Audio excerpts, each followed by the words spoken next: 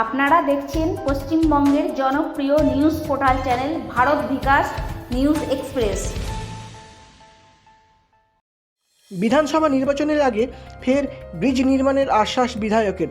স্থানীয়দের দাবি মেনে শনিবার দুপুরে তুলসীহাটায় পরিদর্শনে এলেন চাঁচলের বিধায়ক নিহার রঞ্জন ঘোষ ও জেলা পরিষদের ইঞ্জিনিয়ার একরামুল হক।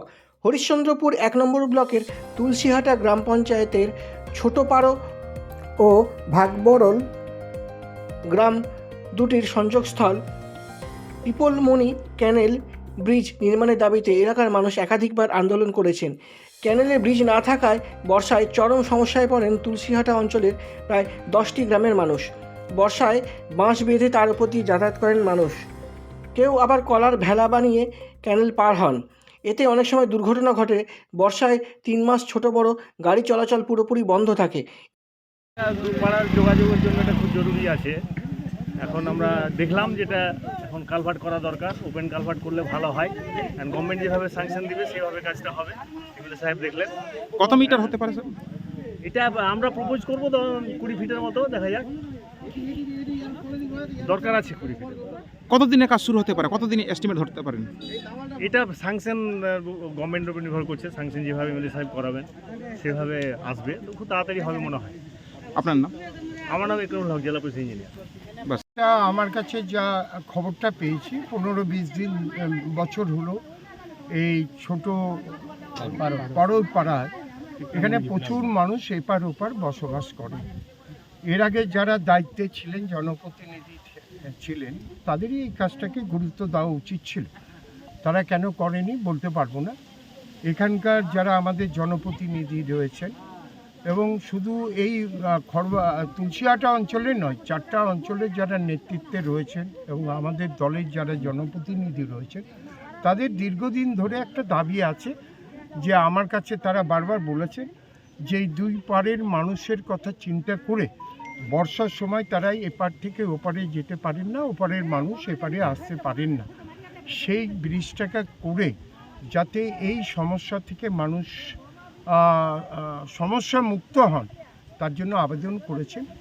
আমি এটা আমাদের পঞ্চায়েত মন্ত্রী সদ্য প্রদীপ মজুমদার, তিনি পঞ্চায়েত মন্ত্রী আছেন, তার কাছেও আমি চিঠি দিয়েছিলাম। তার কাছেও আমি রিকোয়েস্ট করেছি যে এই গরিব মানুষ, অসহায় মানুষের কথা ভেবে এখানে যদি একটা যোগাযোগের ব্যবস্থা করে দেওয়া যায় এবং চিরস্থায়ী ব্যবস্থা হয় যাতে, তার জন্য আবেদন করেছিলাম। আমি একটা ডিএম সাহেবকেও চিঠি দিয়েছি। এই দুজনের চিঠি দেওয়ার পর যৌথ উদ্যোগে আজকে আমরা তদন্ত এখানে এসেছি স্পটে, এবং ইঞ্জিনিয়ার সাহেবও এসছেন। তিনি মেজারমেন্ট করছেন, করে একটা স্কিম তৈরি করলে তখন আমি এই স্কিমটা নিয়ে যাতে বাস্তবে রূপ পায় এবং বাস্তবে যেন আমরা মানুষের মুখে হাসি ফুটাতে পারি একটি কংক্রিট ব্রিজের মাধ্যমে, তার চেষ্টার জন্য আজকে আমাদের কিন্তু এখানে সবাই উপস্থিত হয়েছে। স্থানীয়দের অভিযোগ যে ভোটের সময় নেতা মন্ত্রীরা পরিদর্শন করে যাচ্ছেন কিন্তু কাজ হচ্ছে না, আজকেও তাই মনে হচ্ছে তাদের, কি মনে বলেন? ধরুন আমরা যে দলটি করি তার নেত্রীর নাম মমতা বন্দ্যোপাধ্যায়। আমরা কোনো অভিনয়ের জন্য কিন্তু রাজনীতিটা করি না, আমরা বাস্তবমুখী রাজনীতি করি।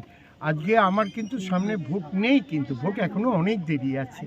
আমি ধরুন ইংলিশ বাজারের বিধায়ক ছিলাম, দিদি আমাকে চাঁচলে নিয়ে এসছেন, কিন্তু বিগত দিনে যে রাজনৈতিক দলের বিধায়ক ছিলেন বা পঞ্চায়েত ছিলেন, তারা মনে হয় সেই ভোটের সময় এসে একবার টাটা করেন আর করে দেবো প্রতিশ্রুতি দিয়ে যান, তারপরে আর মানুষকে খুঁজে পান না, মানুষ তাদেরকে খুঁজে পান না।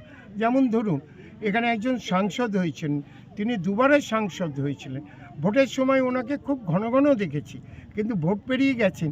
এখন কোনো মানুষকে জিজ্ঞাসা করুন তো তার কি কাজ, তো দূরের কথা, তার ছবিটা কি দেখতে পান? সেই মানুষটাকে কি এলাকায় এসছেন, কেমন আছেন না আছেন একবারও খোঁজখবর নেন?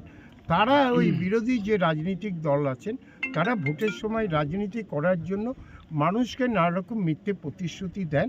কিন্তু আমাদের নেত্রীর নাম মমতা বন্দ্যোপাধ্যায়, যেটা পারবো করে দেব, যেটা পারবো না হাত জোর করে ক্ষমা চেয়ে নেব যে এটা আমাদের দ্বারা সম্ভব না। এটাই আমাদের আদর্শ নীতি। কাজ কবে শুরু হবে কি মনে হচ্ছে? এখন দেখুন, এটা কিন্তু আগে এস্টিমেটটা হবে, টাকাটা একটা ফ্যাক্টর রয়েছে। আমার যতদূর সম্ভব আমার দৃঢ় বিশ্বাস যে এতগুলো মানুষের চাহিদা নিশ্চয়ই একটা পূরণ হবে, এটা আমার দৃঢ় বিশ্বাস রয়েছে। আপনারা কি পরিবার পরিজনদের নিয়ে ঘুরতে বেরিয়েছেন? রাস্তায় প্রচন্ড খিদে পেয়ে গেছে, কিন্তু কোথায় স্বাস্থ্যকর খাবার এবং ভালো পরিবেশে খাবার পাওয়া যায় সেটা জানেন না। তো চলে এসেছি আজকে সেই ঠিকানায়, খুশি রেস্টুরেন্ট, যেটা রয়েছে কুলটি শিল্পাঞ্চলের অন্তর্গত নিয়ামতপুর কুলতরা রোডের ওপরে, যেখানে আপনারা পেয়ে যাবেন ননভেজ থেকে শুরু করে ভেজ সমস্ত রকম খাবার এবং স্ন্যাক্স, লাঞ্চ, ডিনার সবকিছু অ্যাভেলেবেল রয়েছে। সাথে কিন্তু হোম ডেলিভারিও অ্যাভেলেবেল রয়েছে। আর এই খুশি রেস্টুরেন্টের ভেতরে রয়েছে এরকম সুন্দর একটা মনোরম পরিবেশ, যেখানে আপনারা জন্মদিন থেকে শুরু করে বিবাহ বার্ষিকীর মতো শুভ অনুষ্ঠান খুব সুন্দর করে কিন্তু সেলিব্রেটও করতে পারেন। নমস্কার, আমি পুলকেশ দাতাই। খুশি রেস্টুরেন্টের তরফ থেকে এই শিল্পাঞ্চলের সমস্ত মানুষকে জানাই অভিনন্দন, শুভেচ্ছা। আপনারা ভালো থাকুন, আপনাদের দিন ভালো কাটুক। আপনারা এখানে আসুন, খুশি রেস্টুরেন্টের বিভিন্ন রকমের খাবারের স্বাদ গ্রহণ করুন এবং আনন্দ উপভোগ করুন। আগামী মার্চ মাস পর্যন্ত 2000 টাকার কেনাকাটার উপরে আমরা 5% একটা ডিসকাউন্ট অফার রেখেছি। আসুন, খাবারের স্বাদ গ্রহণ করুন এবং আনন্দ থাকুন। নমস্কার।